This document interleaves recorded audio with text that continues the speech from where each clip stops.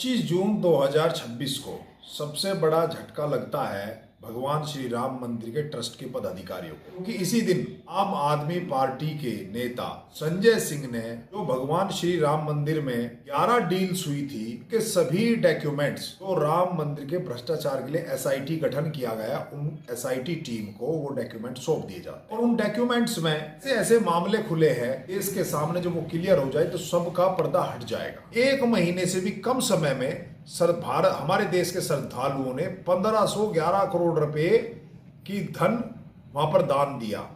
इसमें सबसे बड़ी समस्या आ रही थी कि पैसा आ गया, अब इस पैसे से हमें कैसे कैसे क्या काम करना है। तो इस पैसे से जमीन खरीदने की शुरुआत हुई और जमीन खरीदने के लिए एक कमेटी का, एक ट्रस्ट का गठन हुआ, जिस कमेटी में चंपत राय और अनिल मिश्रा नाम के 2 व्यक्ति ही आधिकारिक रूप से बने, लेकिन 5 मेंबर कमेटी थी ये। 3 जो बाकी के और लोग थे सिर्फ उनसे सिग्नेचर करा लिए जाते थे। महत्वपूर्ण आदमी चंपत राय और अनिल मिश्रा ही थे इसमें। अब इसमें धांधलियां होनी शुरू होती है। पहली जो जमीन खरीदी जाती है, अब इस खरीद फरोख्त में सबसे बड़ा मामला सामने ये आया है कि जमीन बिल्कुल भी सही तरीके से नहीं खरीदी गई है। पहली जमीन जो खरीदी जाती है वो अयोध्या के मेयर ऋषिकांत उपाध्याय के भतीजे दीप नारायण से डील की जाती है और दीप नारायण 20 लाख रुपए में जमीन खरीदी थी अयोध्या में। उसी 20 लाख रुपए जमीन को 2 महीने बाद भगवान श्री राम मंदिर की ट्रस्ट द्वारा 2.5 करोड़ में खरीद लिया जाता। अब इतना बड़ा मामला हुआ है। ये पैसा किन किन लोगों के पास गया है?